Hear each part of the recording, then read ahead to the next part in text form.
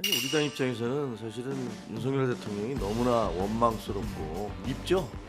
비상계엄 한 방이 모든 것들을 다 뒤집어 버렸어요. 극우 깡패와 진보 신사의 대결 구도라고 처음에 프레임을 잡아봤지. 네네네. 그래가지고 깡패가 누가 깡패예요? 아니 이제 깡패 같이 할 것 같았거든. 그러니까 그- 누가? 2번이 4번이. 아니 그랬는데 최고의 빌런은 뭐 이준석 후보에게는 본인 입인데 본인이 본인 입을 제외하고는 본인 입이다. 제가 보기엔 김성진 아이카이스트 그래요? 대표겠죠. 네. 요거는 앞으로도 계속 문제될 거요. 윤석열 후보의 가장 큰 빌런은 자기 자신이에요. 그래요. 아니 자기 자신이 정말 해서는 안 되는 쓸데없는 얘기를 했잖아요. 저는 김기현 판사의 구속 취소가 상당히 게임 체인저 역할을 했다. 예. 우리한테 좋은 게 아니고 예. 그렇죠. 이재명 대표를 완전히 대통령 만들어 주려고 아주 길을 쓰는 것 같은 느낌을 받았거든요. 한없이 가벼운 정치 토크쇼 장릉한 여의도 6월 3일 화요일 순서 대선 당일입니다. 네, 오늘 스페셜하게 다른 날보다 30분 일찍 저희가 시작을 하고요. 뭐 여러 이유가 있습니다. 원래 11시에 저희가 시작을 하는데 10시 반부터 시작을 하게 된 여러 이유들이 있습니다만 여튼 조금 더 일찍 여러분 만나게 됐고요. 오늘은 대선까지 이 대장정을 이어오신 각 당의 뭐 이야기도 좀 들어보고 그리고 이후에 대선 이후에는 또 어떻게 갈지도 한번 예측도 해보는 시간, 또 대선 과정에서 누가 제일 심각한 말들을 던졌는지 혹은 뭐 가장 또 영웅 같은 사람 누군지 뭐 이런 등등 좀 소소하게 재밌게 볼 수 있는 내용들도 같이 짚어보도록 하겠습니다. 여러분도 혹시 지금 투표를 하셨죠? 만약에 혹시 안 하셨다면, 아직 안 하셨다면 이 마피아 42 한번 들어가 보십시오. 거기 들어가시면 이 투표 인증 이벤트를 하고 있는데 요즘은 MZ 세대들이 투표 인증을 이렇게 한답니다. 그냥 예전에는 뭐 이렇게 어디 앞에서 손등에 사진 찍고. 이런 거 하지 말고 마피아 42 인스타그램에 가시면 이런 용지들이 있는데 요거 캡처하셔서 다운 받으시고 여기에다가 찍어서 뭐 인스타에 올리셔도 되고요. 아니면 마피아 42 공식 계정을 태그해서 업로드 하시면 또 스타벅스 기프티콘 또 마피아 42 공식 굿즈를 드리기도 하니까 마피아 42 인스타 계정 한번 들어가 보시면 좋겠습니다. 자, 그러면 오늘 함께 해주실 분들 한 분 한 분 만나보도록 하겠습니다. 오늘은 누구부터 뵈야 될까요? 일단 신영 기자님 어서 오시고요. 안녕하십니까? 네, 반갑습니다. 신영 기자님. 그리고 선거 결과와 무관하게 오늘은 가나다 순으로 모셔보도록. 세 분 다 김씨네. 그러면 김용남 전 의원님이 가장 우선입니다. 어서 오십시오. 네, 안녕하세요. 네, 김용남입니다. 반갑습니다. 네. 그리고 두 글자가 같으셔서 김종대 전 의원님 모시겠습니다. 어서 안녕하십니까. 오십시오. 네, 수고 많으셨습니다. 반갑습니다. 김종혁 전 국민의힘 최고위원님 어서 오십시오. 안녕하세요. 네. 김유영입니다. 반갑습니다. 자, 이제 오늘 드디어 오늘이 밝았습니다. 네. 어떤 분의 표정이 가장 밝을지 이렇게 슬쩍 봤는데 우리 김용남 네. 의원님 표정이 굉장히 밝아 보이십니다. 늘 밝아요. 그렇습니까? 네, 특별히 뭐 선거 결과는 무관하게 그냥 밝으신 거죠? 무관하지는 않겠죠, 아무래도. 천성이 밝으십니다. 선거를 매우 희망적으로 보고 계신가요 혹시? 마지막까지 긴장을 놓치지는 있지만. 않아야 되겠습니다만 네. 뭐 아무래도 그럴 수밖에 없죠. 조금 지금 여러 더 가지 면에서. 밝은 예. 내일을 기대하고 계시고요. 김종혁 최고께서는 어떻게 지금 웃고 있잖아요. 왜? 그러니까 뭐 희망을 좀 갖고 계세요 지금 이 순간? 아니요, 뭐 저 선거 전에 한 네. 열흘 전쯤에 나온 투표 결과가 저희가 많이 뒤지는 걸로 나왔었으니까. 여론조사 결과. 네, 그렇죠. 예. 근데 그게 뭐 많이 안 바뀐다고들 얘기를 하니까 예. 뭐 굉장히 어려운 언덕길을 올라가고 있다는 건 분명한 건데. 네. 근데 지금 사전 투표와 이제 본 투표에서 본 투표율이 얼마나 되느냐 이런 것들에 의해서 좀 변화가 혹시라도 가정하지 않을까 뭐 그런 기대들을 당해서는 하는 것 같습니다. 신랏 같은 희망 정도로 정리하면 될까요? 아니 그 뭐 그렇게까지 얘기할 건 없고요. 아직 뭐 아무도 네. 모르잖아요. 그렇습니까? 네, 알겠습니다. 혹시 우리 김종대 전 의원께서는 권영국 후보를 이제 또 지지하고 계시잖아요. 네. 네. 몇 퍼센트 정도 나오면 성공입니까? 아니 뭐 우리는 표 계산도 안 해요 이제. 그런 거 안 하고. 아 왜요? 일단 우리의 목소리가 들렸을까. 그다음에 환호하는 시민들이 이제 조금씩 늘어나고 지지 선언이 많이 왔으니까 그렇습니까? 우리 이야기가 들렸구나. 네. 누군가에겐 들렸구나. 네네. 사실 우리가 말하고자 하는 사람들은 TV 시청 잘 못해요. 뭐 배달 알바, 또 뭐 그 외에도 뭐 여러 권리밖에 노동자들이 있는데 소외된 분들도 많고 예, 하시니까. 그분들 TV 볼 시간도 없고 이러는데 그분들에게 잘 들렸길 바란다. 알겠습니다. 그런 마음이죠. 네.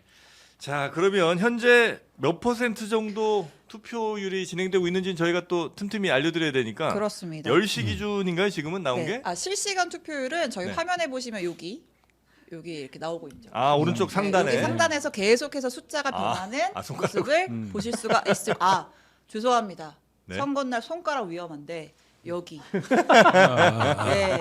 이 가르치는 표시였다라는 것 말씀을 드리고요. 네. 일단 선관위에서 이제 공식적으로 발표한 시간대별 투표율로 봤을 때 네. 오전 10시 기준 본투표율 13.5% 기록하고 있습니다. 13.5%. 네, 지난 대선 때 오전 10시가 11.8%였어요. 그러니까 지난 대선 때보다는 본 투표율이 좀 높은 편이고, 네. 근데 이제 사전 투표율이 있다가 오후 1시에 합산이 되는데 사전 투표는 지난 대선에 비해서 한 2%포인트 낮았잖아요. 그럼 둘을 이제 더해 보면 대략 지난 대선과 비슷한 수준으로 투표율이 진행되고 있다. 이렇게 보면 될 것 같습니다. 네. 자 그러면 뭐 이런저런 뭐 말씀들 쭉 나눠 볼 예정인데 그 전에 그 윤석열 전 대통령이 투표를 했더군요. 그렇습니다. 네 그리고 그 장면이 찍혔고요. 그렇습니다. 부부가 같이 나왔던데. 그렇습니다. 이거 먼저 보고 가나요? 네, 지금 사진 나오고 있는데 네. 윤석열 전 대통령 오늘 서초구에 있는 한 이제 초등학교에서 예. 투표를 했습니다. 오랜만에 김건희 씨가 카메라 앞에 모습을 드러냈습니다. 예. 예. 어찌 보면 이 결자 해지의 모습인가요? 이게 본인 때문에 하게 된 대선이잖아요. 그렇죠. 본인이 다시 투표를 하고 있네요. 예. 네. 원래대로라면 2027년 3월에 대통령 선거를 했어야 되잖아요. 그렇죠, 그렇죠. 네, 근데 그 비상계엄 선포하면서 파면되고 당겨진 조기 대선인데 예. 글쎄요 누구 찍었을까요? 누구 찍었을까요, 진짜? 너무 당연한가요? 너무 당연한 거 아닙니까? 당연한가요? 당적이 어떻게 찍었겠어요. 찍었겠어요? 지금 무소속이잖아요. 참 당적은 없죠. 네. 그리고 사실 지금 뭐 일부 분들의 말씀이긴 합니다만 이번 민주당의 가장 큰 선대위원장 가장 큰 도움이 하면 윤석열 전 대통령을 뽑는다는 얘기도 있기도 하고요. 도우미는 근데 도와줄 생각을 갖고 임했을 때 도움인데 글쎄 그 조기 대선이 벌어지고 사실은 선거 판세에 가장 큰 영향을 미친 거는 작년 12월 3일 날 벌어졌던 내란이죠. 네. 그 결과적으로는 내란 때문에 당시 야당 후보가 어떤 판세에서 조금 더 유리한 지형을 점한 거는 틀림없습니다만 본인이 도와줄 의사가 아니었고 본인 마음대로 하려고 오히려 야당 쪽을 말살하려고 하다가 법으로 안 되니까 이제 총으로 하려다가 이렇게 된 거라서 도움이라는 표현은 약간 맞지는 않는 것 같아요. 네, 물론 큰 도움이 된 건 사실이긴 하지만 도움이는 그러니까 아니다. 그게 야구 경기에서 네. 상대방 투수가 160km 강속골 던지는 거예요. 그런데 어깨에 힘이 잔뜩 들어와 가지고 던졌는데 폭투. 우린 그렇지 바싹 쫄아 있었거든. 네. 그런데 이게 계속 폭투가 되면은 이제 결과적으로 상대방한테 의도치 않은 도움을 네. 주는 이런 형국이 되겠죠. 아니, 우리 당 입장에서는 사실은 윤석열 대통령이 너무나 원망스럽고 밉죠. 그 12월 3일날 비상계엄이 아니었으면 네. 뭐 지금 진행되는 전국 상황은 완전히 달라졌을 거예요. 그리고 뭐 그 이후에 뭐 지금 그 이재명 대표에 대해서 대법원의 확정 판결도 내려졌지만 그래서 지금 고법에 가 있지만 나머지 5개의 재판이 계속 진행되고 있고 그 재판들에서 무죄를 받을 수 있다.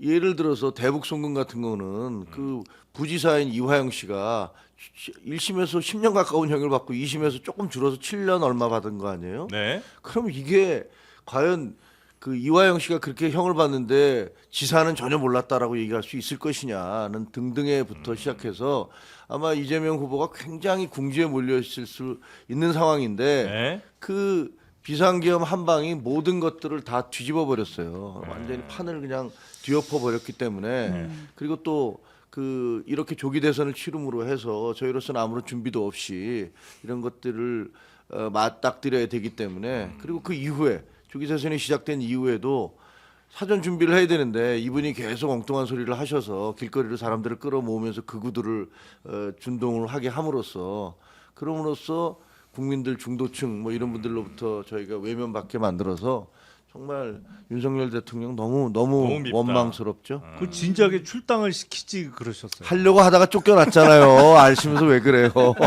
한동훈 대표하고 저도 최고위원이었습니다만 되자마자 안 된다 출당하자. 그래서 김건희 윤석열 없는 국민의힘이 그 아버지 정당 이재명 당하고 싸우자. 그래야지 이 그나마 신락 같은 아까 신락 같은 얘기하셨지만 네네. 신락 같은 희망이 있다라고 주장을 하다가 물병 맞아가면서 쫓겨났습니다. 그거 아시면서 뭘 그렇게 뭐 염장을 지르세요, 그거. 아니 그러니까 좀 더 확실하게 신속하게 아, 이게 하셨어요. 안 되더라고 이게. 자 그러면 뭐 말 나온 김에 그 요거 한번 좀 여쭤보겠습니다.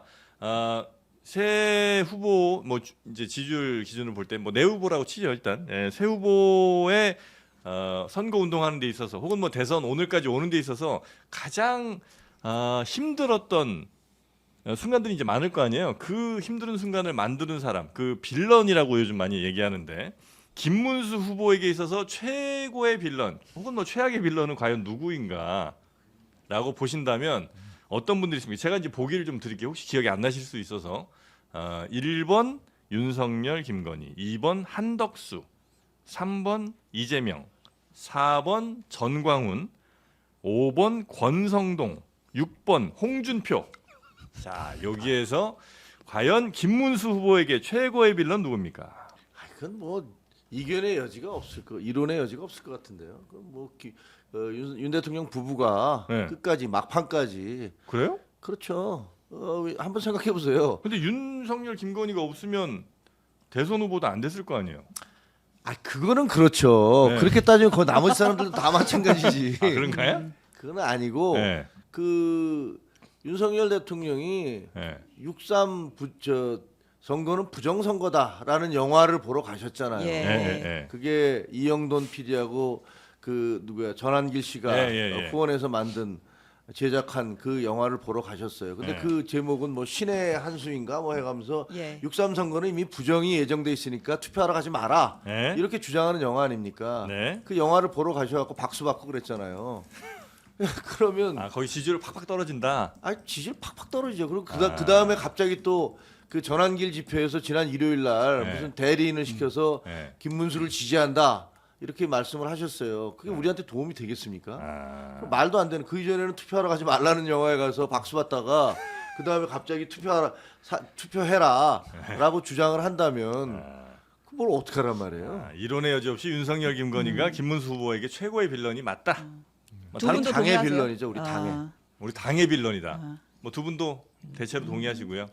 거기 이기기는 어렵죠. 아 그래요? 아니 이게 이번 대선뿐만 아닐 거요. 앞으로도 가장 그 난제가 될 거예요. 어떻게 관계를 그 확실하게 종식시키느냐. 근데 네. 쉽지 않아 보여요. 앞으로도. 알겠습니다. 그러니까 2017년 대선하고 비교가 되는데 그때 홍준표 후보는 세탁기 들어갔다 나왔다. 씻고 예. 나왔다. 예. 이랬거든. 이번엔 세탁기에 안 들어갔다 나왔다. 이게 차이가 돼 버리는 거 아닙니까? 네, 네. 예. 자 그러면 뭐 민주당도 한번 가보죠. 이재명 후보에게 있어 최고의 빌런 우리 신영 기자가 좀 보기 좀 한번 보기 읽어주시겠습니까? 이재명 후보에게 최고의 빌런 1번 조희대 대법원장 2번 그래픽 주세요. 네. 이준석 후보 3번 이낙연 전 총리 4번 윤석열 전 대통령 5번 유시민 작가 6번 지귀현 판사. 이재명 후보에게 최고의 빌런은 누구냐? 네. 일단 이준석 후보가 또 토론에서 굉장히 또 스크래치를 좀 많이 낸 것 같기도 하고요. 혹은 뭐 조희대 대법원장, 유시민 작가도 막판에 좀 논란이 좀 있었고 누구라고 보십니까? 근데 의도는 그 빌런 역할을 하려는 의도는 명백해 보이는데 네. 별로 타격감을 준 인물은 찾기가 어려워 없다? 보여요. 타격감. 예를 들어서 네. 조희대 아니 조희대 대법원장의 그 파기 환송 판결이 예. 충격은 좋습니다만 결과적으로 지지층의 어떤 응집을 이끌어내는 결과적으로는 그렇죠. 의도와는 다른 효과가 예. 나왔거든요. 예. 다른 분들도 대부분 다 그런 것 같고요. 제가 보기엔 굳이 찾자면 뭐 가장 최근에 있었던 일종의 해프닝 같이 보이는데 예. 보기에 없는 짐 로저스 짐 로저스. 짐 로저스. 예. 한때 옛날에 3대 뭐 투자 규제 뭐 어쩌고 했던 그건 우리나라에서만 그렇게 그러니까, 일컬어지는 것 같아요. 언제적 짐 로저스입니까? 아니 아시겠습니다만 네. 지금 금융계에 있는 사람치고 무슨 얘기를 하면서 예. 짐 로저스의 말을 인용하는 사람은 없어. 없어요. 그거는 금융을 모르는 사람이야 맞아요. 기본적으로. 예, 예. 맞습니다. 그러니까 우리나라에서만 무슨 근거도 없는 세계 3대 투자자자. 아니 그럼 그렇게 별 볼 일 없는 사람을 왜 인용했습니까? 아니 이거는 그걸 앞세워서 짐 로저스가 이렇게 얘기를 했다. 우리를 지지했다. 그 별 볼 일 없는 사람을 도대체 왜 끌어들여 아니, 갖고 우리나라에서는 많이 참나. 알려져 있어요. 이 양반이. 근데 제가 보기엔 예.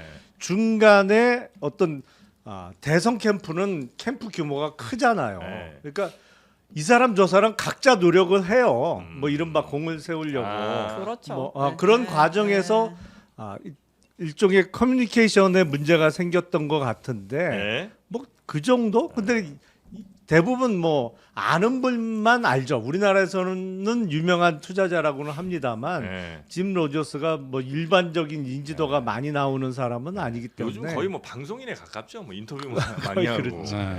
야, 근데 나는 김용남 전 의원님 저렇게 말씀하시는 거 보고 예. 야, 그 민주당에서 유시민 작가의 힘이 세긴 세구나. 왜요? 이런 생각이 들어요. 왜냐하면 우리 지금 국민의힘에서 전부 다 공격하는 건 유시민이거든요. 유시민을 통해서 그 진보의 위선의 민낯을 봤다. 말로는 평등 얘기하고 남녀 저 동등한 주권 얘기하고 이렇게 얘기하면서 학벌 차별하고 여성 차별하고 계급 차별하고 유시민 씨의 그 얘기는 그 모든 것을 3종 세트로 다 보여준 거예요. 그리고 저도 유세를 해보면 길거리에서 네. 그 얘기할 때 사람들이 가장 많이 호응을 해요. 국민들이 이렇게 반응을 하는 것은 제가 보기에는 네. 이번 선거에서 최악의 빌런은 결국은 유시민이 지발등 지가 찍었구나 이런 생각이 드는데 야 그거 무슨 저 짐 로저스라는 엉뚱한 사람을 얘기하는 거 보면 제가 보기엔 야 역시 이 유시민이 워낙 힘이 세서 요즘 무서워서 얘기 못 하는 거 아니냐? 민주당에 들어간 사람들은 저걸 아니, 얘기를 근데 못 정작 하는구나. 유시민 전 장관은 민주당 당원도 아니에요. 아무 상관없어요, 당원이랑 진짜로. 무슨 상관이에요. 상징이 있지. 아니 그리고 오히려 인연을 찾자면 김종대 의원님이 옛날에 당을 우리 같이 했죠. 하셨잖아요. 네, 근데 우리한테 빌런이죠. 그래요? 유시민 네. 장관이? 아니 그 저기 계속 그 심상정 후보 공격하고 그런 거 했잖아요. 김어준 예, 씨하고 예. 해가지고 예, 예. 저기 우리한테 빌런 노릇한 거 뉴스공장 거기서 그러네. 많이 했잖아요. 네. 그래서 우리가 피해를 얼마나 입었는데. 그래요. 노무현 정부 때는 나는 이제부터 어용지식인이 되겠다 하면서 정말 노무현 정부에 대해서 열심히 지지를 하셨어요. 뭐 그건 나쁘다고 생각 안 해요. 근데 심지어는 평택 대추리에서 그때 시위대가 막 그 평택 이전을 할 때 시위할 때 그때 장관인가 하셨는데 그때 그 시위대에 대해서 얼마나 극렬하게 비난하셨는지 몰라요. 그 이전까지는 본인이 진보라고 얘기하면서 그러면서 그런 그분들에 대해서 굉장히 같이 스크럼을 짜고 가다가 갑자기 권력의 편에 쓰더니 그분들을 막 공격하시더라고요. 그래서 저분 뭐 하는 거지라고 했는데 저는 이번에 보니까 또 이번에는 이제 이재명 후보를 위해서 열심히 나는 이제 어용지식인이 되겠다라고 했던 그 2탄을 보여주고 계시는 것 같은데 그 2탄에서 문제는 그 스텝이 꼬였어요. 네. 스텝이 꼬여서 상당히 어떤 지금 제가 보기에는 이재명 후보에게 가장 큰 네네네. 타격을 주고 있다라고 김종혁 전 최고가 보시기에는 유시민 작가가 최고의 빌런인데 네, 저는 그렇게 생각합니다. 우리 김용남 전 의원 보실 때는 짐 로저스다. 이재명 후보에게는 그리고 대부분 큰 타격이 아니잖아요. 없다. 네, 그 정도는 이제 정리하겠습니다. 짐 로저스. 오히려 그리고 유시민 작가는 민노당에 있어서 더 빌런이었다. 요 정도. 그렇게 아, 정리하는 이거 또 욕 먹겠는데 나도. 그러니까 지금. 아니, 어쨌든 뭐 그렇게 네. 이렇게 정리하죠. 알겠습니다. 자 그리고 여기 개혁신당 분이 안 계셔서 좀 이따 2부에 나오시는데 그렇습니다. 이준석 후보에게 있어서 그러면 최악의 빌런은 누군가? 네. 그것도 한번 좀 후보 좀 볼까요? 보기 드릴까요? 네. 네. 이준석에게 최악의 빌런 1번 김용남, 2번 허은하, 네. 네, 3번 명태균, 명태균, 4번 김문수, 5번 인물이 아닙니다. 식물입니다. 홍매화. 홍매화 씨. 네. 그리고 6번 김성진, 아이카이스트 대표. 아이카이스트 대표. 네. 일단 뭐 김성진 대표 같은 경우는 뭐 무슨 별로 이렇게 썩 좋지 않은 일이 이제 자꾸 언급이 좀 됐고 김문수 후보 같은 경우는 단일화 얘기를 계속했으니까 그렇죠. 어쩌면 이준석 후보한테는 조금 네. 아픈 부분일 수 있는데 세 분이 보실 때는 누가 제일 이준석 후보에게 빌런입니까? 제일 사실- 큰 상처 준 사람. 김문수 후보는 오히려 도움이 아닌가요? 뭐 본인은 아니었겠습니다만 네. 사실은 단일화 얘기를 계속 꺼내고 또 뭐 국힘 쪽에서 당권 줄게 단일화하자 예. 뭐 총리 얘기까지 나왔다 뭐 이런 네. 얘기를 하면서 몸값이 사실은 올랐어요. 음. 단일화 이슈가 불거지면서 지지율이 올랐습니다.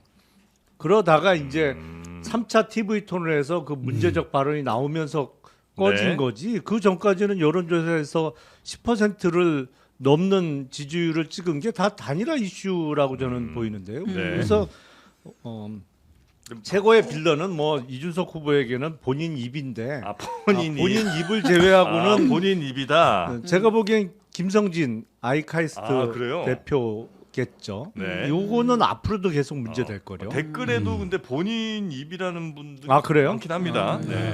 제가 보기를 하나 잘못 썼네. 네. 네. 일단은 그렇고 김정일 최고가 보시기에도 본인 입이에요? 본인이죠. 이준석은 아무래도 이준석 본인이에요. 네, 이준석 후보의 가장 큰 빌런은 자기 자신이에요. 그래요. 아니 자기 자신이 정말 해서는 안 되는 쓸데없는 얘기를 했잖아요. 그리고 아. 그거를 대응하는 방식도 아주 잘못됐어요. 저는 그 다음 날 그냥 솔직하게 24시간 지나기 전에 이거 제가 정말 잘못했다, 예. 말실수했다, 너무 좀 그 공격을 하려다 네. 보니까 무리했다 이렇게 얘기해라라고 얘기했는데 뭐 둘째 날도 나는 굴복하지 않겠다 뭐 이런 기자회견했잖아요. 본인의 입이다. 그러면서 나중에 그 다음 날 돼서야 네. 워낙 그 여론이 안 좋으니까 그때는 뭐 모든 걸 제가 잘못했다 이렇게 얘기하셨는데 네. 본인이 제일 큰 본인 자신의 적이었던 것 아니 결국에는 네. 결론은 그 김영삼 대통령 인용하고 노무현 정신으로 그 끝까지 싸워서 이기겠다로 예. 끝났기 때문에 사과를 제대로 한 적은 없어요. 네, 그러니까 네, 네. 금요일 오후 5시 20분에 긴급 기자회견을 열어서 본인에 대해서 뭐 제명을 하려고 한다. 근데 이거 누구보다도 안 되는 걸 잘 아는 사람이 이준석 후보예요. 왜냐면 지금 국회 윤리특위 자체가 구성이 안 돼 있거든. 그렇죠. 안 돼요, 일단. 예. 그리고 징계안이 제출된 것뿐이에요. 하지만 국회의원에 대해서 징계안 제출되고 흐지부지된 게 거의 99%예요. 네. 그러니까 본인에 대해서 정말 국회의원직 제명 리스크가 사실상 없다는 걸 본인이 누구보다도 잘 알아. 하지만 징계안 제출된 거를 갖고 나를 제명하려고 한다고 항상 그 수법을 많이 쓰는데 약간 남의 어떤 거를 자기식으로 각색을 해갖고 그걸 또 79년도 유신 말기에 김영삼 당시 의원 제명에 빗대서 결국엔 노무현 정신을 언급하면서 이기겠다고 해서 사실은 본인 발언에 대해서 제대로 사과한 적이 없어요. 네. 우리 김종대 전 의원 보시기는 어떻습니까? 근데 이준석 의원 후보의 경우에 항상 적은 같이 한솥밥을 먹던 사람들이에요, 저랑. 바로 앞에 있는 김용남 전 아니 무슨 김영남 의원, 허은하 의원도 그렇지, 허은하 전 대표도 그렇지만 예. 네. 보십시오, 손학규, 안철수, 이낙연 네. 지금 다 어떻게 돼 있습니까? 와우 그러네. 네. 그러니까 이준석 후보하고 당을 같이 하면 예. 이거는 동지가 아니라 결국은 이제 원수가 된단 말이에요. 이거는 네. 역사가 길어요. 국민의힘에서도 그랬어요. 그러니까 거기서 이렇게 보면은 네. 쭉 흘러온 과정이 이제 거기에 김영남 의원과 허은하 전 대표까지 있으신 거거든요. 그래서 이렇게 둘러싸고 있는 그 빌런들을 보면은 한때는 다 손잡았던 분들 아닙니까?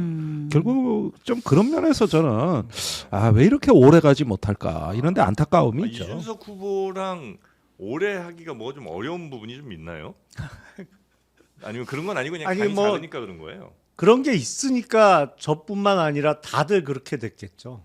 한번- 아니, 네. 김용남 의원 같은 경우는 그래도 처음에 이제 아주 좋은 뜻으로 같이 뭉치셨을 거 아니에요. 예. 근데 뭐가 결정적으로 이준석 의원과 계속 같이 하기는 조금 어렵겠다는 생각을 판단을 하신 거는 일단 말에 대한 신뢰를 갖기가 어려워요. 그래요. 그러니까 그 하는 말을 액면 그대로 받아들이면 뭐 이른바 그런 거죠. 나중에 뒤통수 맞아요. 그런 경우들이 네. 그런 경우들이 이제 묵도하시거나 뭐 이런 경우들이 있어서 알겠습니다. 일단 뭐 여긴 개혁신당 분이 안 계시니까 뭐 네. 인석 후보 얘기는 요 2부에 정도까지만 나옵니다. 하고요. 개혁신당. 네. 자 그러면 지금 이제 대선 오늘까지 오는 과정 중에 뭐 작년 12월 3일에 그렇게 비상계엄 포함해서 가장 결정적 순간은 언제라고 어떤 뭐 변곡점이 되어도 좋고요. 아니면 정말 이 후보에게 있어서 정말 이게 너무 결정적 사건이었다라고 할 만한 기억나는 가장 큰 이슈 이벤트는 뭐였습니까? 혹시 우리 김영남 전 의원 보실 때는 어떤 비상계엄 이후에 거예요? 예. 이재명 후보에게는 뭐 다른 후보도 마찬가지겠습니다만 결국엔 4월 4일 날 윤석열 대통령의 파면 선고죠. 그 전까지 사실은 기다림이 길었잖아요. 네. 이 탄핵 재판이 이렇게 오래 갈 거라고는 예상을 못했는데 오래 끌면서 중간에 별 얘기가 다 나왔잖아요. 예. 뭐 5대 3으로 지금 기각 가능성도 있다부터 맞아요. 시작해갖고 그때 그렇죠. 진짜 별일이 만- 많았는데. 만약에 5대 3이었으면 그냥 오늘 선거도 없는 거죠. 없는 거죠. 없는 거고 그 다음부터는 생각하기도 끔찍합니다만 윤석열 대통령이 복직해갖고 그냥 그 다음부터는 어떻게 됐을지 가늠하기 어려운 상황이었으니까 4월 4일 파면 선고가 결국엔 가장 큰 변곡점이고 그 이후부터는 사실은 우리가 8년 전에도 탄핵을 경험했습니다만 예. 네. 어느 정도는 예상되는 흐름으로 갈 수밖에 없었던 거죠. 파면 결정이 예. 이번 대선 과정에 있어서 가장 결정적인 순간으로 예. 보고 계시고요. 혹시 김종혁 최고께서는 근데 그거야 뭐 12월 3일 날 계엄 그다음에 헌법재판소에서 파면은 이제 워낙 알려져 있는 건데 저는 네. 이제 조금 다른 관점에서 보면 저는 지기현 판사의 구속 취소가 상당히 게임 체인저 역할을 했다라는 지기현. 생각을 합니다. 근데 네. 그게 오늘 풀어주는 바람에. 우리한테 좋은 게 아니고 예. 이재명 대표를 완전히 대통령 만들어 주려고 아주 길을 쓰는 것 같은 느낌을 받았거든요. 그 다음에 풀려나고 난 다음에 이분이 그 주변에 있는 분들은 봐라 이제 우리가 이겼다라고 예. 하면서 아스팔트 세력은 더 아스팔트로 뛰쳐나오게 되고 대통령 윤 전 대통령도 그 굉장히 자기 발언들을 막 하기 시작하신 거 아니에요. 네.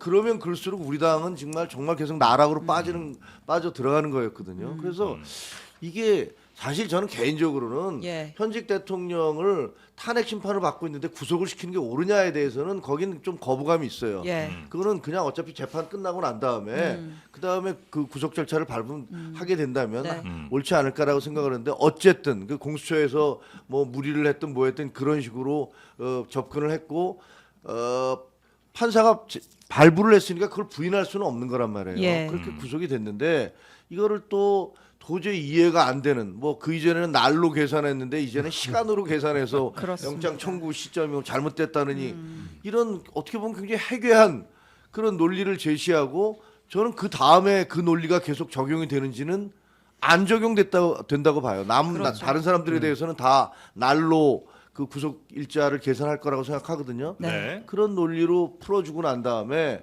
그것이 저희한테는 굉장히 결정타였다. 그렇게 생각을 합니다. 네. 자 혹시 저도 사실 그 얘기를 하려고 그랬는데 예. 네. 사실 그 석방은 좀 허망했습니다. 허망하고 허탈했는데 진짜 긴장도가 높았던 건 1월 16일경에 체포영장 집행했던 순간에 네네 두 번째. 두 번째죠. 네. 그리고 막 경호처하고 그 55 경비단에서 물리력으로 막지 않았습니까? 예. 그때 별 얘기 다 나왔습니다. 그 기관총도 있다. 심지어 맞아. 미사일도 있다 그랬어요.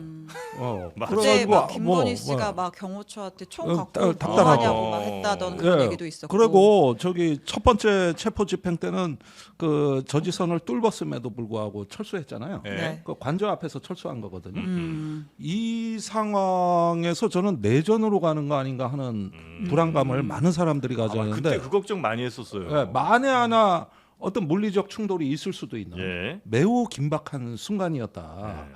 이후에는 사실은 법적인 과정이에요. 음. 그렇지만 그 당시에는 진짜 그 12.3내란이 지금도 진행되고 있다는 강렬한 그 인상을 주어가지고 전 사실 그런 문제만 주로 보기 때문에 저 자신이 굉장히 긴장했었던 순간이었다.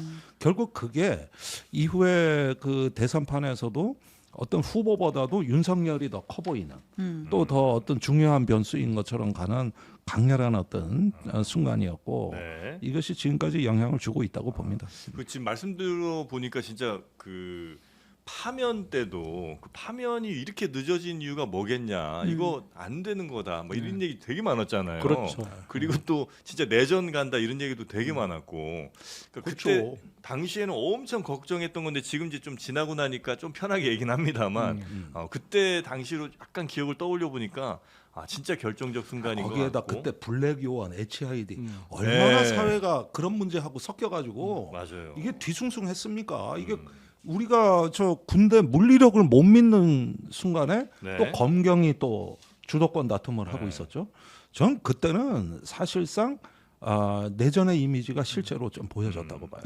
그리고 왜 이재명 저 후보의 대법 판결 이것도 되게 좀 극적인 사건 아니었어요? 그렇죠. 사실은 네. 거의 예상을 못했죠. 예. 그러니까 대법원의 기록이 접수되고 9일 만에 선고가 이루어진 거잖아요. 네. 그러니까 2심 나오고도 이제 그것도 사실 극적이었는데 1심과 너무 다른 판결이라. 그렇죠. 네. 근데 2심 나오고 갑자기 대법원.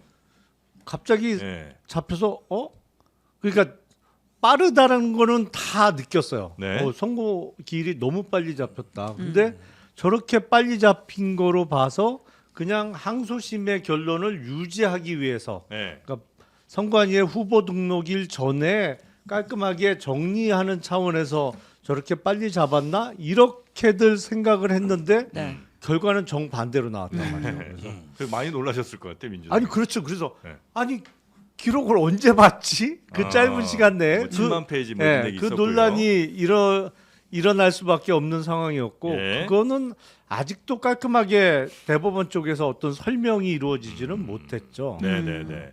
다만 이제 그 네. 이후에 서울 고등법원으로 다시 돌아온 사건이 재판 기일이 그냥 그 대통령 선거일 이후로 예.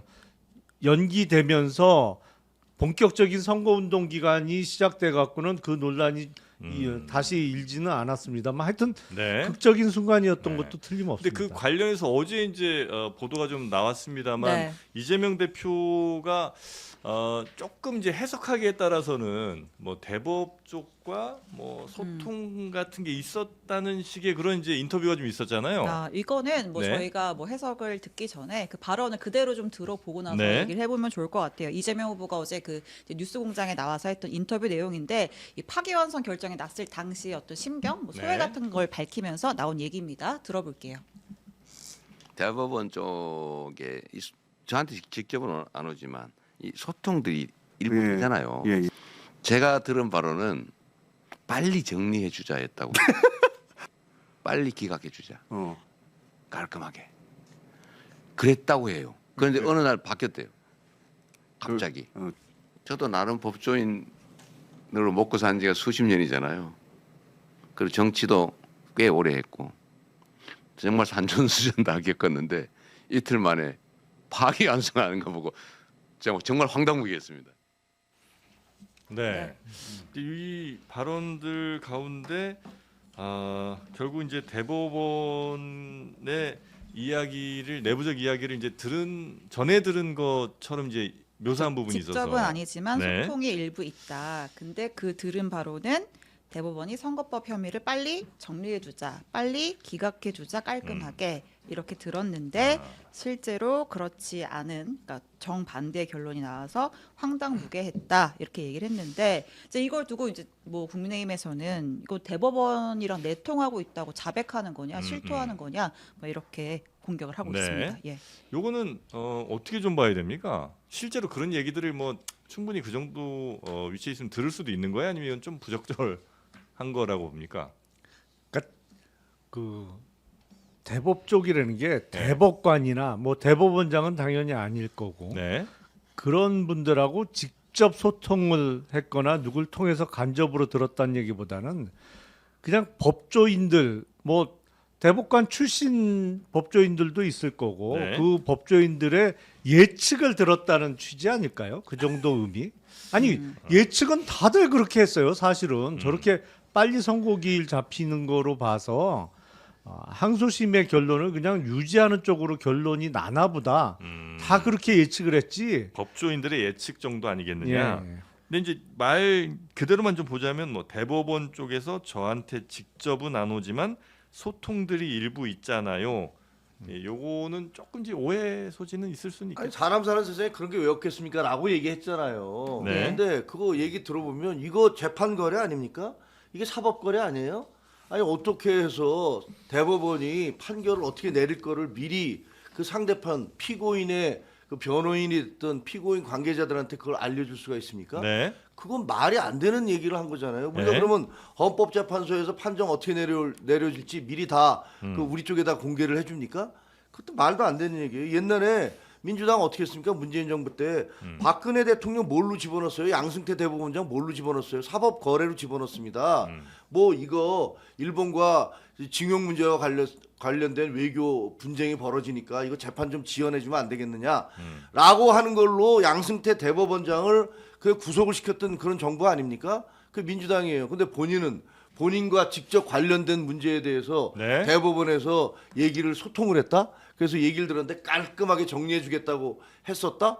이게 뭡니까? 이거 재판 거래예요. 제가 보기에 이거 굉장히 심각한 문제입니다. 그래요? 왜 본인들이 했던 양승태 대법원장과 박근혜 전 대통령에게 했던 그것을 한번 상기를 해보세요. 그리고 제가 이상한 거는 이분이 이재명 후보 있잖아요. 그 김어준 쇼에만 나가면 흥분을 하시는지 그렇게 엉뚱한 소리를 하시더라고요. 지난번에는 또 뭐라고 네. 했어요? 김어준 거기에 나가서 네. 아 내가 숲에 숨어 있었다. 막 끼끼를 웃으면서 몇 명 들어오는지 보면서 말이야. 그 국회 그 비상기업 당시에 네. 네. 그때도 그걸로 인해서 얼마나 많이 공격의 대상이 됐습니까? 스스로 자복을 했구나 숨어 있었다고 숲제명이라는 그런 공격을 받았는데 네. 이번에도 똑같이 가서 거기 가셔갖고 소통이 있었다 나하고 깔끔하게 정리해 준다고 했다. 이거 네. 굉장히 심각한 문제 될 거라고 생각합니다. 네, 우리 김종대 의원은 어떻게 보십니까? 글쎄요, 이 부분은 조금 약간 모호함이 있는 것 같은데 들었다잖아요. 네. 그러니까 원래 법조계라는 것이 어떤 판결을 앞두고 분석도 하고 그런데 여기서 오해의 소지가 있는 단어는 소통 같아요. 소통. 그 단어에 대한 해석의 문제란 말이죠. 네. 근데 들었다는 전 문제가 안 된다고 봐요.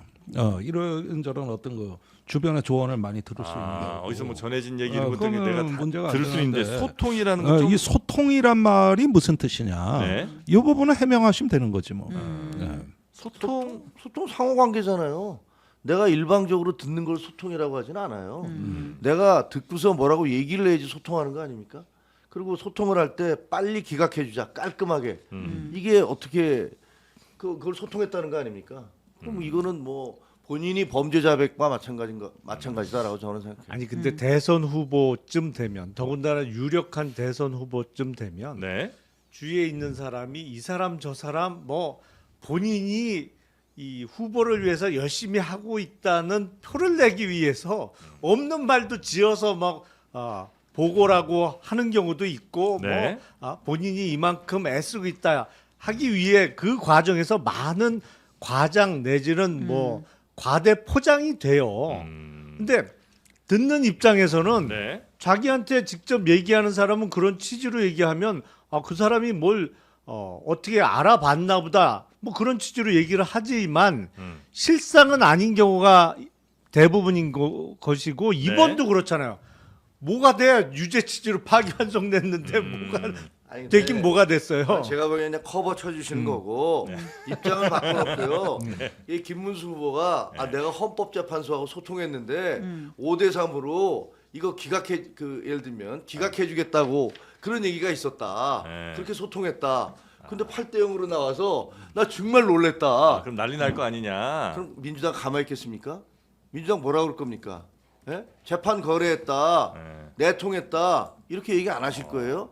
그야말로 전형적인 내로남불이죠. 그러니까 표현에 본인이 있어서 취하는 좀 거로 오해의 그렇게 소지가 얘기를 하세요. 있긴 하죠. 네네네. 하지만 실상은 거꾸로 나왔잖아요. 알겠습니다. 자 그리고 그럼 저 그 네. 질문이 하나 있는데 네. 그 일단 이 선거법 파기환송심 고법에서 그때 6월 며칠에 그 대선 끝나고 하겠다라고 날짜 지정까지 했잖아요. 네. 근데 이제 만약에 이재명 후보가 대통령이 되면 이 선고일 그대로 결과가 나오나요? 아니면 재판은 또 한번 뭐 헌법 84조 논란이 있잖아요. 우리 헌법의 네. 해석상은 대통령이 당선되면 더군다나 이번에는 보궐선거 성격이라 당선 확정되는 순간부터 그냥 바로 대통령이죠. 사실은 대통령이잖아요. 예. 취임하는 거잖아요. 예. 그래서 현직 대통령에 대한 형사 사건은 임기 중에는 정지된다고 해석하는 게 맞겠죠. 근데 취임식 참 몇 시예요? 주식으로 내일이죠. 그런 거예요. 네. 내일 바로 해요? 네. 아니 그런데 네. 이게 당선 확정 시간을 모릅니다 지금. 그렇죠. 예, 그렇기 네. 때문에 유동적이에요.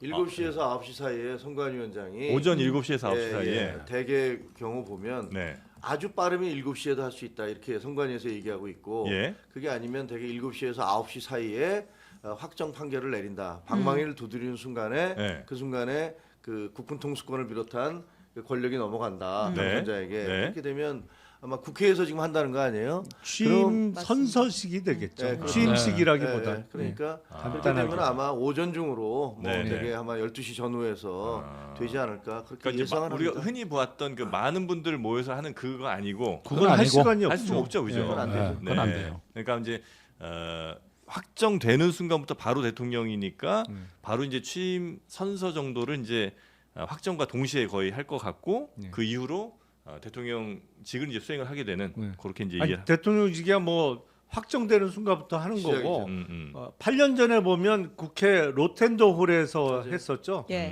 뭐 한 300명 정도만 참석하고 네네. 취임 선서를 해야 되잖아요. 대통령으로서 네. 헌법 준수 의무나 이거 선서를 해야 되기 때문에 그냥 한 20분 내외로 간략하게 하고 끝냈었죠. 8년 전에. 네, 네. 맞아요. 거기 아니, 제가 다 그 자리에 있었는데. 네, 그래요. 네, 네. 초청은 뭐 초청하고 이럴 시간도 없겠네요, 그죠? 누구? 아 그래도 네. 국회의장단 네. 또 여야 대표 뭐 해가지고 꽤 됩니다. 그 네, 팬도는 다 맞습니다. 차이라고 봐야 돼. 그래요. 오히려 적기 때문에 지금 자리 다툼이 굉장히 치열한 것으로 알고 그렇죠. 있습니다. 예, 예. 그렇습니까? 아이 그 사진 찍는 자리가 얼마나 좋은데 거기가 한 번 찍으면 그 다음 재선은 다른 당상인데 그거. 거기서 사진 잘 찍으면 그래요? 네. 자, 주제 바꾸기 전에 네. 11시 투표율 나왔습니다. 아. 본투표율 18.3%. 그러면- 역시 지난 대선 때가 네. 11시 기준 16%였거든요. 높네요. 확실히 꽤 본투표율이 높게 나오네요. 한 2% 2.3% 높네. 예, 높아요. 오.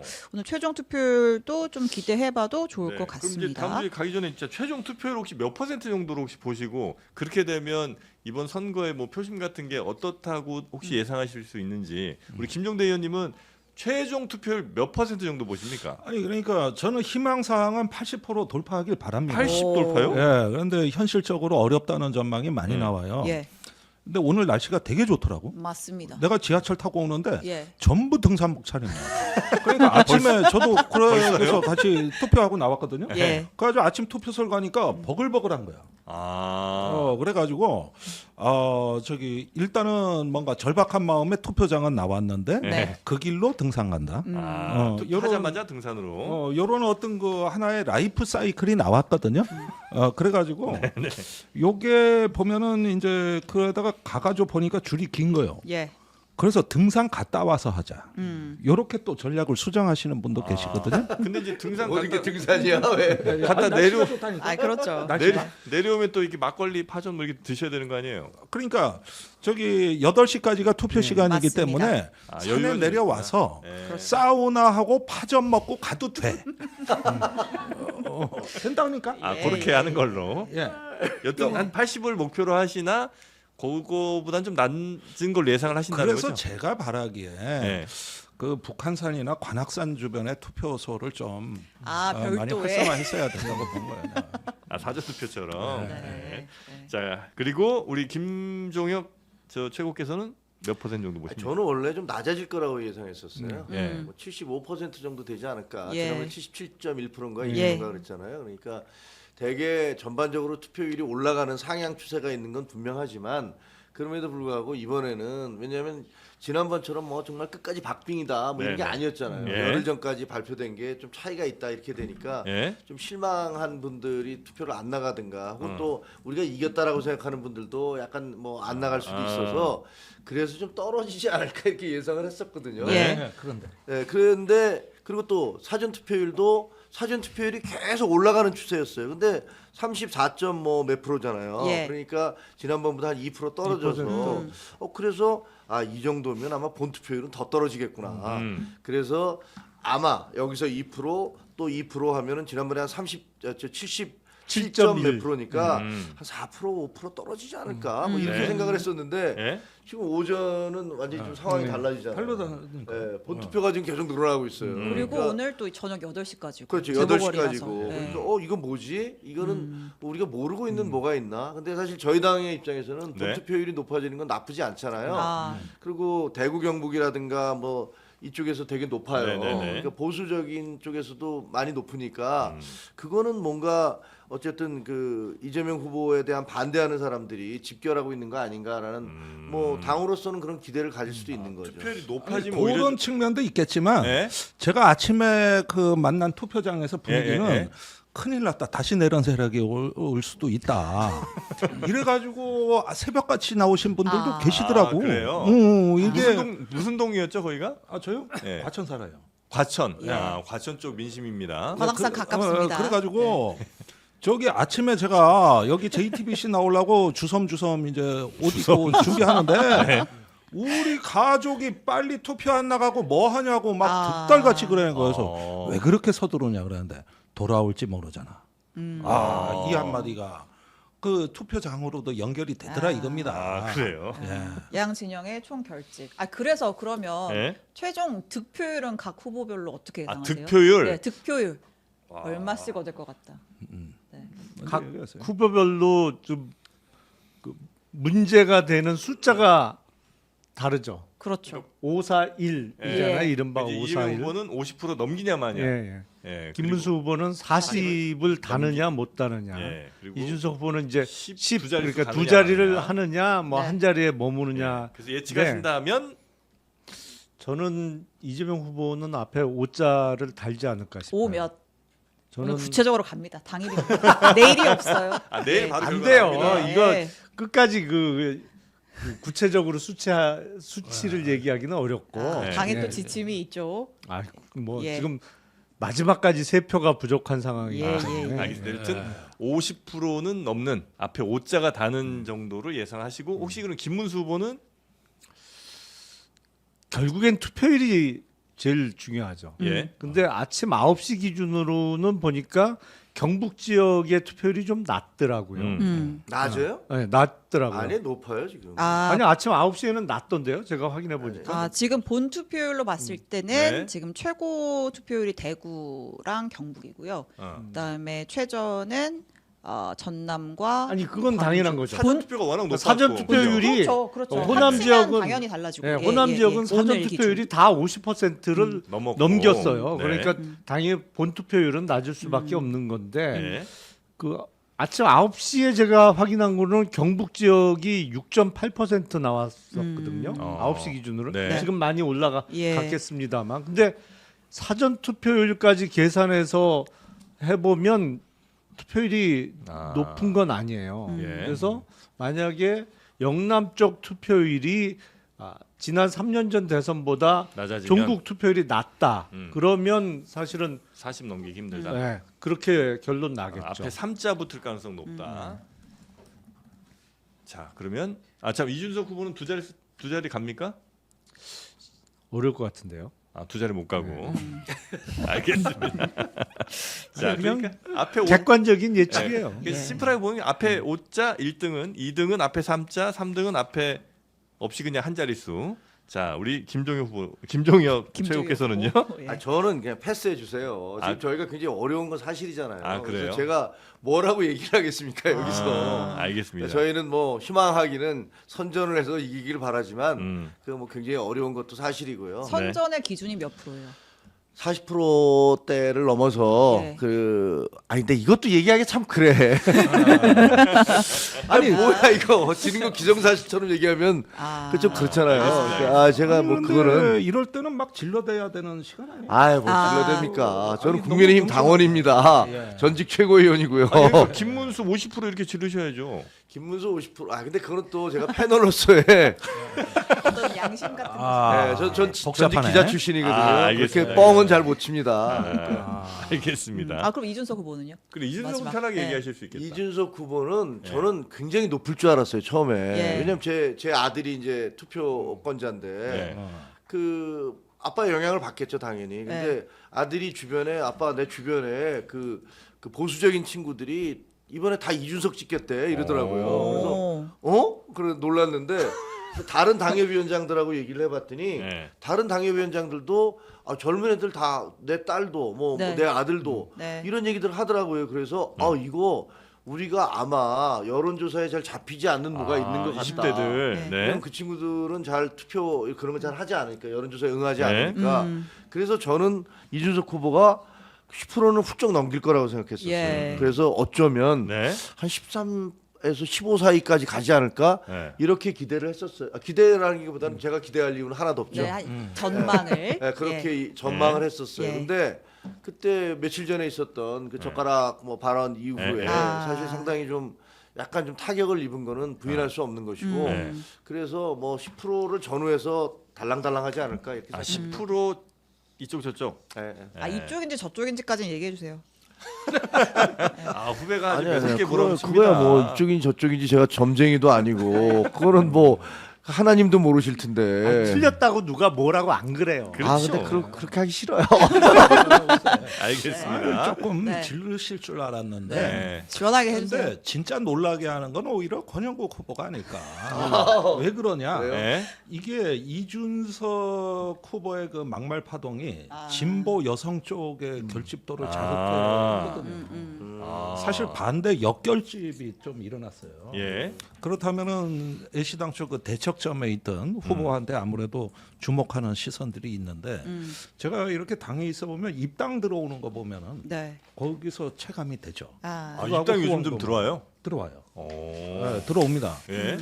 그래서 어떻게 보면은 참 불행한 일인데 이렇게 표를 받아서 우리가 좋다는 뜻은 아니에요. 예. 이건 갈라진다는 뜻이니까. 그런 면에서는 마음이 많이 아픕니다. 그리고 네. 무엇보다도 이제 이 소수 후보한테는 좀 사람들이 대놓고 지지를 못하는 샤이 심리가 있거든요. 이런 것들이 이제 선거 막판에 좀 강화됐다. 그러다 보면은 약간 신선한 충격을 주는 수준에서 소수 후보도 좀 약진할 수 있겠다 이런 생각이 들고 이준석 후보 경우에도 네. 이런 정서가 있습니다. 그러니까 이준석 후보 지지층엔 2030 뭐 남자 이대남 뭐 이런 프레임이 있잖아요. 네. 그렇지만 사실은 여성표도 좀 있었어요 원래. 아. 그게 뭐냐면은 이 40, 50대 꼰대보단 그래도 낫다. 성차별을 하더라도 뭐 이런 갈라치기를 하더라도 네. 꼰대들의 그 가부장적 의식보단 그래도 난 거 아니냐 이런 시각이 있었거든요. 네. 근데 이번에 막말 파동이 그걸 걷어찬 거예요. 그거를 걷어차면서 그 사실은 탈당 사태가 저는 내부적으로 심상치 아. 않았다고 봅니다. 아. 그게 긴급히 사과문을 발표한 이유거든요. 이렇게 보면은 어떤 기존의 어떤 정치 신진 세대 교체 주자로서의 이미지가 상당한 타격을 받으면서 10% 달성이 어려워졌다. 그럼 권영국 후보는 얼마나 나올까요? 지난번 대선에서는 예? 14명이가 출마를 했어요. 예. 그중에 나중에 이제 뭐 2명 두 명이 사퇴를 해서 12명이가 뛰었는데 예. 그 유의미한 표를 얻은 사람은 그 심상정 후보가 2점 몇 프로 얻으셨더라고요. 2.몇 예. 그렇죠? 그게 이제 좀 유의미한 표고 나머지는 뭐 0.00 뭐 이렇게 뭐 우리공화당도 나오고 뭣도 나오고 막 이랬더라고요. 근데 이번에는 어떻게 보세요? 아니 지금 당장 표를 까도 그 표는 나옵니다. 그 2점 중반 왜냐 1점 저기 뭐 8, 9%까지 최고치를 찍었는데 네. 그런데 이제 모름 부응답을 제하지 않습니까? 네. 그렇게 해가지고 고정이 되죠. 다시 투표율을 곱합니다. 네. 그러면 그 표는 일단 나와요. 이건 기본값입니다. 그래요? 네, 그런데 이제 막판에 이 요동침 변수를 따져보자 이거죠. 근데 이제 그런 얘기는 있더라고요. 그러니까 그 전에는 뭐 민주노동당이나 하여튼 진보 진영 후보가 대체로 좀 강한 캐릭터들이 많았잖아요. 그래서 네.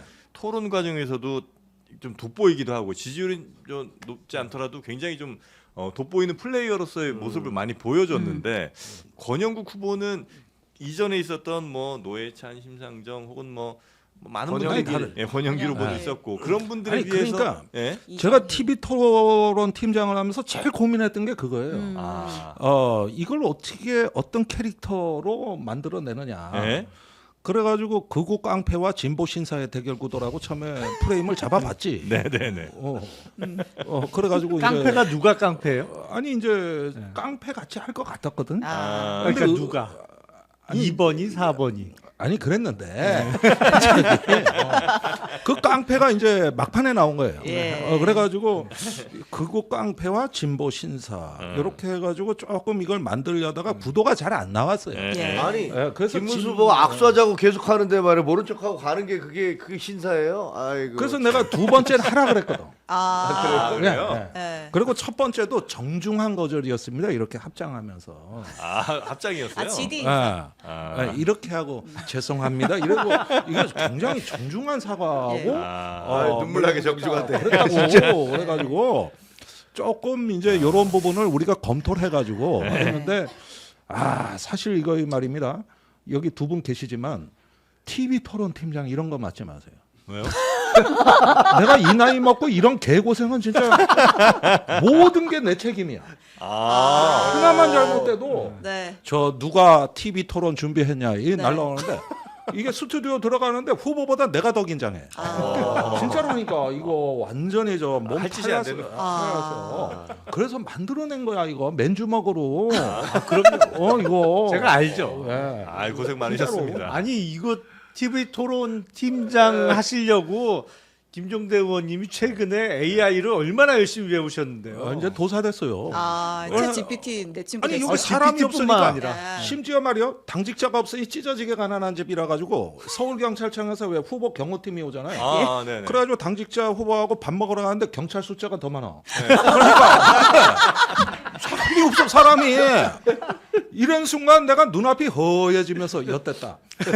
그러니까 이거를요 막 이틀 밤씩 세워서 이걸 빌드업을 하려는데 내가 올해 내 나이가 60이요. 이 개고생을 할 줄 꿈에도 생각을 못했는데 후보의 학습 능력과 균형 감각으로 예? 워낙 이렇게 뛰어나서. 해가지고 이걸 하는데 네. 맨주먹 붉은 피로 만들어냈어요. 아, 김종대 진짜. 의원님 잘 나오시지. 그러니까. 예. 그럴 걸 그랬어. 차라리. 이거 한때 그런 썰도 있었죠. 아, 유력하게 네. 사실은. 있어. 나 지금 눈물이 나와 내가. 아, 김종대 지금. 의원님 나오셔서 훨씬. 아니, 뭐 이런 그래서 얘기는- 만들어냈다고. 예. 아, 김종대 진짜 고생 많으셨습니다. 네. 그러니까 민주당의 토론팀장 이소영 의원이고 막판에 조금 변동이 있었던 있었어요? 걸로 압니다. 국민의 배현진 의원이 TV 토론 팀장이었나요? 민재를 맞다 김민정 의원. 맞다. 왜 웃어요? 맞다. 예, 맞습니다. 그렇게 아, 고생한 왜 그러셨어요? 제가 한 거 아니거든요. 그분이 저 약간 너무 밤에 고생 많으셔서 이제 낮에 좀 주무신 분이 그분인가요? 예. 아, 그분 맞죠? 그렇다. 네. 아 근데 TV 토론 얘기 하나만 더 하면 네. 뭐 이미 얘기가 나왔지만 이준석 후보 같은 경우에 사실 그러니까 깜깜이기가 그러니까 TV 토론 끝나고 나서 바로 이제 여론조사 공표 금지가 기간이 돼서 저희가 알 수는 없지만 좀 악재였다라는 분석이 많은 것 같은데 사과를 하기는 뭐 했어요. 당원들한테 변명하지 않겠다라고 또 뭐 보내기도 하고 근데 그리고 나서 또 국회에서 이제 기자회견을 했는데 약간 이제 그러니까 좀 스탠스를 잘 모르겠더라고요. 이 사안을 대처하는. 요 잠깐만 들어볼게요. 네. 자신들은 그 어떤 부적절한 발언을 해도 표현의 자유라고 우기면서 젊은 세대가 아주 작은 실수라도 하면 싸가지 없다, 경우를 모른다. 네, 토론 이후에 이제 이준석 후보가 여러 비판이 있을 때 이제 이렇게 대응을 한 거죠. 네. 네. 저게 그러니까 상황 인식이 정확하지 못한 거예요. 본인 입으로 아주 작은 실수라고 표현을 하잖아요. 근데 그렇게 생각 안 하는 국민이 훨씬 많아요. 그러니까 그 TV 토론에서 나와서는 안 될 말이었고 써서는 안 될 표현이었고 내가 내 딸하고 또 나이 어린 아들하고 같이 보다가 봉변을 당했다고 생각을 하는데 본인은 아주 작은 실수라고 표현을 하잖아요. 그러니까 안 풀리는 거예요, 이 문제가. 네. 아, 본인의 인식과 국민들이 생각하는 거가 너무 괴리가 있군요. 그럼요. 그러니까 저것도 선택적 그 정의죠. 그러니까 왜냐하면 이준석 후보는 본인이 언제 나이 갖고 다른 사람들 평가해 줬습니까? 나이 많다고 그래서 그 사람에 대해서 존중해 준 적 거의 없잖아요. 아 내가 대표인데 말이야 이 계급장 갖고 합시다 이런 식으로 얘기해서 사실 우리 당에 있을 때도 그 굉장히 나이 많은 그 저 의원들의 상처를 줬던 게 사실이거든요. 네네네. 근데 뭐 지금 저런 상황이 오니까 갑자기 뭐 젊은이가 뭐 이렇게 할 수도 있는 건데 이걸 가지고 이러시냐고 이렇게 얘기하는 건 선택적이죠. 저는 자꾸 저 레파토리를 보면서 그 젊어가지고 굉장히 핍박을 받았다고 얘기를 하는데 예. 제가 보기에 젊었기 때문에 너무 많은 대접을 받았습니다. 아, 너무 많은 오히려? 특혜를 받았고 네, 뭐 청년 뭐 이런 예, 걸로. 그리고 한때 당대표직에 쫓겨나 뭐 대구 거리 갈 때는 저 말이 일리가 있었어요. 예. 김광석 거리에서 그 네네네. 아주 피가 맺힌 연설을 할 때는 저도 좀 마음이 짠했었습니다. 그런데 그 장면을 제외하고는 젊다는 이유와 막내라는 걸로 해가지고 얼마나 귀여움 받고 얼마나 이쁨 받았습니까? 뭔 피해를 봤다고 자꾸 왜 과잉 자기 방어, 과잉 어떤 자기 연민 이런 감정을 자꾸 드러내는데 난 나르시스트라고 봐요. 나르시스트니까 저 말을 자꾸 따라다니지. 저 얘기 한 지가 벌써 언제입니까? 정치 시작한 지가 벌써 언젠데. 아 그리고 정치인들이 대체로 좀 약간 자기가 피해받았다, 핍박받고 있다 이런 거를 좀 더 강조하는 경우는 좀 있긴 있는 것 같더라고요. 왜냐하면 표 중에 제일 무서운 게 사실은 동정표예요. 그렇죠. 그래서 후보가 상복 입고 선거 치르면 당선돼요. 아 그런 있어요? 상황이라면 아니 그 전에 그 박철원 전 장관이 구속된 경우가 있었어요. YS 시절로 제가 기억하는데 그때 그 부인. 부인이 대신 출마했어요. 네. 그러면서 상복 입고 선거 운동했어요. 자기 남편 구속돼서 지금 죽게 생겼다. 뭐 그런 의미로 상복 입고 선거 운동했는데 압도적으로 당선됐어요. 동정표가 사실은 제일 무서워요. 그 표가. 그 민주당 박주민 의원 같은 경우가 그래서 그런 혜택들을 많이 본다고 거지 컨셉? 뭐 그런 얘기를 했던 경우가 좀 있었던 것 같아요. 그래서 아 근데 반면에 이제 너무 이렇게 괜찮아 보이고 좀 뭐 불쌍한 거 없어 보이면 조금 마이너스는 되는군요. 정치인으로서는. 아니 그러니까 그렇죠. 뭐랄까 그 로열티가 좀 달라질 수는 있죠. 그 동정표만큼 확실하고 무서운 표는 없거든요. 근데 네네네. 저런 식으로 자꾸 악용하면 그게 자꾸 반감돼요. 얘기할 때마다. 아, 확실한 뭐가 있는 상태에서 동정표가 와야 되는데 네. 그거 없이 괜히 뭐 힘들다 뭐나 본인이 만들어내잖아요. 아 본인 입으로 또 얘기하고 네. 이러면 그게 반감이 많이 되는 아니 그리고 누가 봐도 잘못했으면 확실하게 잘못했다라고 사과를 해야 되는데 네. 자꾸 말이 길잖아요. 아니 근데 그게 두 손의 떡을 들고 있는 겁니다.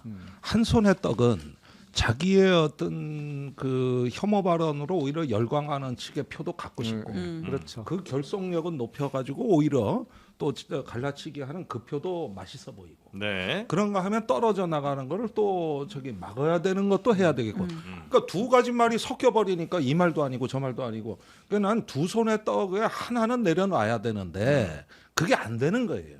이게 심리적으로 그게 수용이 안 되는 겁니다. 알겠습니다. 자, 하여튼 이준석 후보의 말 한번 좀 들어봤고요. 네. 그리고 이번에 그 대선 후보 교체 시도 그것도 사실 대선 과정에 있어서는 거의 뭐 국민의힘에서는 가장 큰 이슈 아니었었어요? 맞습니다. 예, 뭐 한덕수 후보의 그 대선 후보 교체 시도 요거 했다가 아주 그냥 당이 거의 좀 그런 모습까지 보이긴 거는 좀 매우 실망스럽긴 했는데. 맞습니다. 뭐 예. 그 뭐 저 이비열개라도 뭐 할 얘기는 별로 없는데요. 네. 왜냐하면 그게 이제 저도 지금까지 뭐 그 기자 생활 시작한 이래로 네. 그 아무리 정당 정치가 엉망진창이라 하더라도 뭐 이런 식으로 당원들을 상대로 구태타를 하는 건 처음 봤거든요. 예. 당원들이 어쨌든 그 싫든 좋든 뭐 그 공정이 그 경선 과정이 공정했든 불공정했든 상관없이 예. 결국은 한 후보를 뽑아놨는데 네. 그 후보를 놔두고서 네. 그다음에 꽃가마 태워서 다른 후보를 만들어내기 위해서 그러니까 보니까 나중에 이렇게 쭉 돌이켜 보면 네. 아마 이제 선거가 끝나면 그 부분에 대해서도 다시 재점검이 필요할 겁니다. 그리고 거기에 대해서 책임질 사람들은 책임을 져야 될 거예요. 예. 단순히 재점검하는 수준이에요? 아니면 뭐 수사도 해야 제가 보기에는 법적 책임도 질 수 있어요. 아. 왜 그러냐면 예. 일각에서는 지금 들리는 소문이 네. 한덕수 후보를 아예 하기로 미리 해놓고 네. 뭐 계약을 다 이쪽과 그 예를 들면 뭐 그때 그 김문수 후보가 촬영을 할 때 같이 옆에서 촬영을 했잖아요. 네. 다른 네. 곳에서 예. 이 사람은 뭐 전혀 아무것도 아닌데 한덕수 후보를 네. 그 돈 뭐 자기가 돈 내고 했겠습니까? 그리고 그 다음에 거기에 무슨 걸개 그림이라든가 뭐 네. 옷이라든가 차량이라든가 이런 것과 관련해서 멀쩡한 후보가 있는데 아무것도 아닌 사람을 예상을 해서 그 당에서 이 사람을 놓고 무슨 그 계약을 했다 네. 미리. 네.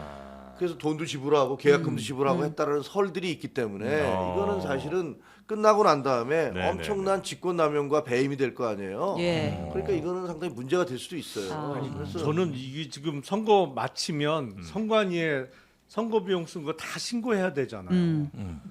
그 썰이 맞다면 그거 어떻게 처리할 수 있을지 모르겠어요. 뭐 일설에 하면 그게 네. 뭐 100억 원대다 이런 썰까지 있던데 이거 선관위에 비용 신고를 어떻게 하지? 그러면 그냥 김문수 후보를 위한 선거 비용으로 신고하는 수밖에 없는데 네. 그건 사실과 다른 허위 신고가 되는 거잖아요. 그러니까 그래갖고 이건 확정된 건 아니니까 예. 뭐 저희가 그렇게 뭐 저 가정의 전제에서 너무 멀리 가는 거는 문제가 있다고 생각을 하는데 네. 어쨌든 이런 정도의 얘기가 나올 정도로 그때 당시에 당내 구태타 과정은 말이 안 되는 거였고 그 사람들이 왜 이렇게까지 무리를 하나 그거는 자기들이 짜놓은 대로 결국은 한덕수 후보를 만들어내는 게 기정사실이다라고 생각을 했는데 이게 막히니까 예. 그러니까 당황해서 그래서 새벽에 이런 일을 벌인 게 아니냐. 네. 왜냐하면 그때가 마감이었잖아요. 후보 등록 그렇죠. 마감이잖아요. 그날까지 안 네네네. 하면 그런 돌이켜 보면 복귀해 보면 그런 생각이 드는데 이 부분에 대한 거는 이게 뭐 저희 당이긴 하지만 어쨌든 명백하게 이건 규명돼야 될 거라고 생각을 합니다. 네. 책임져야 될 사람들은 책임져야 된다고 저는 생각해요. 지금 네. 국민의힘 단일화 과정에 두 번이 일단 김문수 한덕수 단일화되는 과정에서 그 난리가 한 번 있었고 이제 두 번째로 이준석 후보랑 단일화 시도하는 과정에서 당권 거래설이 또 불거졌잖아요. 단일화하면 다음 당권 이준석 너 줄게 하면서 뭐 한동훈 전 대표를 견제하려고 했다 이런 얘기도 있었고 그래서 그 한동훈 전 대표 유세 현장에서 그 피투하는 거 저 이 장면 정말 인상 깊었는데 이거 잠깐 빨리 볼게요. 네. 빨리 전 볼게요. 후보의 예. 피투하는 예.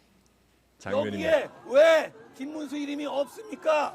이건 친윤 떨거지들이 한덕수로 바꿔치기 하려고 일부러 이름 안 새겨서 나눠준 거 아닙니까? 작작하라고 하십시오. 네. 네. 아주 피를 토하면서 여기 왜 김문수 이름이 없습니까? 이게 작작 좀 하라고 하세요. 친윤 떨거지. 떨거지. 예. 그 당이 예. 저 대목도 조금 그런 게 저 누구를 향한 얘기냐. 저 한동훈 저 전 대표죠. 네. 근데 평소에 김문수 후보 선거운동 그렇게 열심히 안 했거든요. 네. 분명히 그랬어요. 그런데 친윤의 당권 거래설이 이준석 얘기가 나오니까 확 솟구쳐 오른 거란 말이에요. 여기서 자존심이 이제 발동이 된 거 아닙니까? 아. 나는 처음에 저기 유세장에 안 나타나길래 네. 선거운동인지 낙선운동인지 헷갈렸어 내가. 그랬는데 이제 한동훈. 네. 예. 근데 저 대목이 자극이 됐다. 이거는 어떤 선거에 자기 일정표로 간 게 아니라 네. 단일화 일정표를 보면서 개입하겠다는 거 아닙니까? 이런 면에서 조금 저 의도가 저는 이게 순수한 선거운동도 아니고 그런 점에서는 차기 당권에 대한 싸움이 이미 선거운동 때부터 시작된 거 아니냐 이런 생각이 듭니다. 네. 아니 그런데 지금 예. 현재 보면 홍준표 후보가 선거운동을 해드렸습니까? 아니면 한덕수 그 총리가 도와줬습니까? 아니 옷 입고 나가서 그 부산, 대구 이런 쪽에서 보수가 거의 네. 지금 뭐 그 박살나고 있다고 할 때 가서 거기서 대규모 군중 시위를 함으로써 보수가 결집할 수 있는 그런 계기를 만들어 준 게 한동훈 후보가 만들어 준 거예요. 그리고 지금 마지막 날까지 서울에 가서 같이 손들고 해준 사람 있습니까? 홍준표 후보가 해줬었습니까? 뭐 지난번에 윤석열 후보가 할 때 홍준표 후보도 그렇게 안 하셨어요.